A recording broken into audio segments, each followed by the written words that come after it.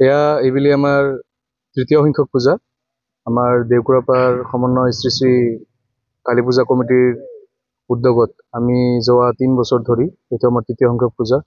আমি প্ৰত্যেকবাৰে আমাৰ দেওকুৰাপাৰৰ যিমান মানুহ আছে লগতে আমাৰ বিজনীবাসীৰ লগতে আমি নিজে এই পূজাটো অনুষ্ঠিত কৰিবলৈ চেষ্টা কৰোঁ। প্ৰতি বছৰেই আমি কিবা নহয় কিবা প্ৰতিযোগিতা বা আমি সাংস্কৃতিক সন্ধিয়া অনুষ্ঠান ৰাখোঁ। কিন্তু এইবেলি যেহেতু স্বৰ্গীয় জুবিন গাৰ্গৰ দেহাৱসানত আজি সমগ্ৰ অসমতে এক ম্লান চাহ আমি দেখিবলৈ পাইছোঁ। সেইবাবে এইবেলি আমাৰ সাংস্কৃতিক যিটো সন্ধিয়া বা কাৰ্যক্ৰম আমি ছিংগিং হওক সেইটো আমি বাতিল ৰাখিছোঁ। কেৱল জুবিন গাৰ্গৰ ডেন্সত আৰু জুবিন গাৰ্গৰ গানত আৰু শ্যামামাৰ গানত আমি এটা সৰু নৃত্য প্ৰতিযোগিতাহে অনুষ্ঠিত কৰিম আজি।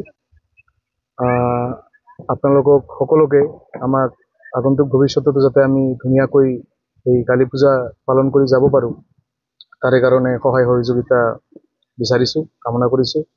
আপোনালোকৰ চেনেলৰ তৰফৰ পৰা সমূহ বিজনীবাসী তথা অসমবাসীক কালী পূজা তথা দীপাৱলীৰ আন্তৰিক শুভেচ্ছা আৰু অভিনন্দন জ্ঞাপন কৰিলোঁ।